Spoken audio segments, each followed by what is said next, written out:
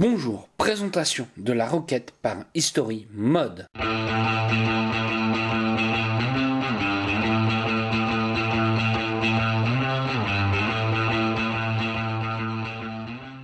History Mode nous continue ses box et cette fois-ci nous reviennent avec la roquette. Alors on va voir un petit peu la différence avec la médusa, ce genre de choses. Est-ce que ça va être la même chose ? Est-ce que ça va avoir la même utilité, ce genre de choses. Donc j'ouvre un petit peu, on va faire, hop, on voit tout de suite qu'on a la carte.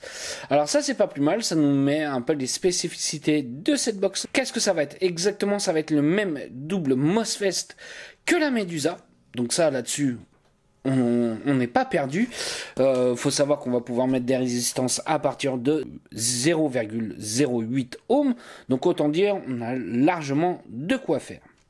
Présentée dans la même boîte et par contre celle-ci ça va être de l'ébène. Il faut savoir qu'elle existe en différentes versions et non comme la médusa.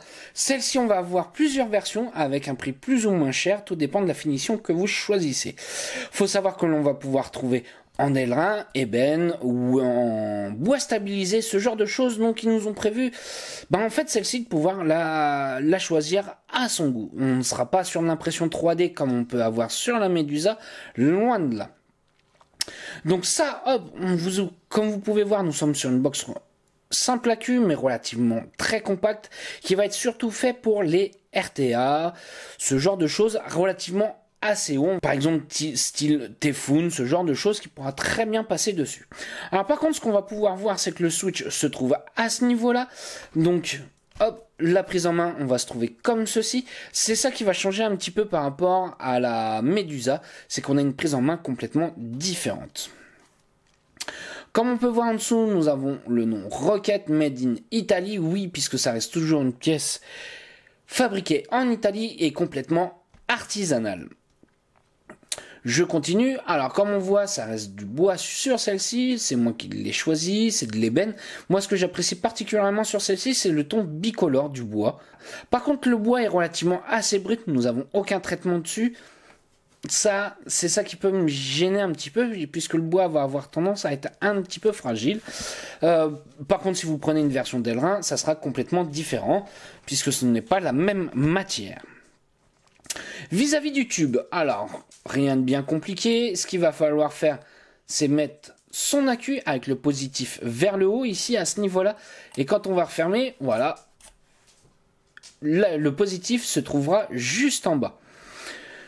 Qu'est-ce que je conseille comme atomiseur dessus? Je vais mettre un petit précisio dessus, comme on voit. Alors, c'est là où je vais faire la différence par rapport à la médusa. Ça va être tout simplement vis-à-vis de la hauteur, c'est-à-dire que cette partie-là se retrouve légèrement plus haut, donc on va pouvoir utiliser des atomiseurs légèrement plus petits. Celui-ci, par exemple, le précision noir avec le médusa, des fois ça peut être un petit peu juste pour certains, ça peut les gêner, moi non, mais ça peut gêner certaines personnes. Donc là, cette fois-ci, celle-ci là est un petit peu plus haute à ce niveau-là, donc ça peut être peut-être plus appréciable. En fait, on va dire que la roquette et la médusa, ça va être selon son choix de vape, selon comment on préfère la prise en main, le placement du switch, si on préfère le switch qui soit en dessous ou que le switch soit à ce niveau-là, ça va être, voilà, on va dire, ça va être deux box relativement assez identiques vis-à-vis de l'intérieur, mais complètement différentes vis-à-vis de la prise en main. Ça va être selon ce que la personne va apprécier. Ça va être ça la grosse différence. Donc hop, on va prendre un petit peu de mesure, c'est-à-dire on va voir par exemple la hauteur complète. Nous avons à 78 mm de haut complet, donc c'est-à-dire je vais prendre la partie du tube avec le bas. Au niveau des atomiseurs, là cette fois-ci nous allons pouvoir mettre des atomiseurs allant jusqu'à 25 mm sans problème.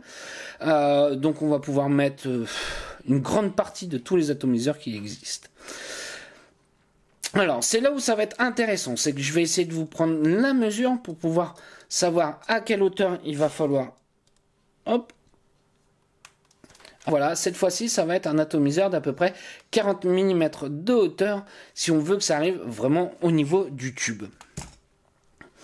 Mais bon, vous voyez, moi j'ai installé dessus un petit précisio, je trouve que ça passe très bien dessus. Je suis pas gêné puisque le tube est relativement assez éloigné du drip tip, ça là-dessus, ça me gêne pas. On va peut-être pas parler de réactivité, ce genre de choses, puisque c'est exactement la même chose que la Medusa que je vous avais parlé juste avant.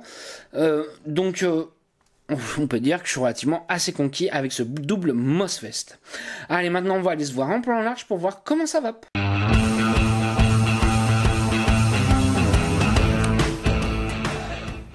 Voilà ce que nous donne la roquette dans la main. Donc oui, on reste relativement assez compact, puisque nous sommes sur une box simple à cul, mais à ato déporté.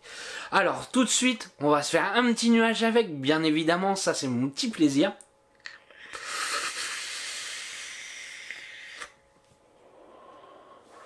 Bah écoutez, ça envoie plutôt bien. Le chipset est toujours aussi bien réactif puisque c'est exactement le même que la Medusa. Ce qui va surtout jouer sur cette box là, ça va être la forme, l'ergonomie, ce genre de choses. Et surtout la prise en main. Ça va dépendre des gens comment ils vont la préférer. Je pense que History Mode pour sortir deux box comme ça, alors pas forcément identiques, puisque comme je dis, les différences ça va être la prise en main. Mais c'est surtout, voilà, je pense qu'ils n'ont pas réussi à se mettre d'accord sur la prise en main, donc ils ont dit, allez, on va sortir deux box, la Medusa, la roquette, et on va laisser les gens choisir un peu le format qu'ils veulent, et surtout la prise en main. Moi, ce que j'apprécie beaucoup sur la roquette, ça va être les différentes finitions que vous pouvez avoir. Delrin blanc, delrin noir, wood, bois stabilisé, ce genre de choses. Là, cette fois-ci, ils ont fait un effort, ils nous ont voulu nous produire la box que l'on veut, et surtout avec des woods que tout le monde n'aura pas forcément. Donc ça nous rend un peu notre box unique, et c'est ce qui me plaît bien. Ça reste toujours une pièce artisanale, oui, je tiens à le dire. Et je tiens à le préciser, puisque je trouve qu'ils font relativement assez fort vis-à-vis du prix. On commence aux alentours de 110 € au niveau du Delrin, si je me trompe pas, et on va jusqu'à 140 € maximum. Je trouve que franchement, ça reste très correct. Si vous voulez un petit peu plus de précision vis-à-vis du Mossfest, le connecteur, ce genre de choses, je vous conseillerais de regarder la première vidéo sur la Medusa, puisque c'est exactement la même chose là-dessus. Moi, ce que j'apprécie aussi sur celle-ci, c'est qu'on va avoir la possibilité de mettre un ato légèrement plus court comparé à la Medusa, puisque la base au niveau du connecteur est légèrement plus basse. Donc là, celle-ci, c'est l'inverse, elle est légèrement plus haut. Donc du coup, on va pouvoir mettre d'autres atomiseurs différents. Est-ce que c'est une box que je recommande? Oui, c'est une box que je recommande, que j'apprécie plutôt bien, un complément de ce que History Mode nous fait. Ils nous ont lâché un petit peu le BF, et là ils nous ont repris un peu tout ce qui est box, Mossfest, ce genre de choses, et ça me plaît plutôt bien. La box, où est-ce qu'on va pouvoir la trouver? Vous pourrez la retrouver sans problème chez Full Vap, mais aussi chez DMK pour les professionnels. Si vous avez des questions, j'y répondrai avec un grand plaisir et je vais vous souhaiter une bonne journée, une bonne soirée ou un bon week-end. Salut à tous!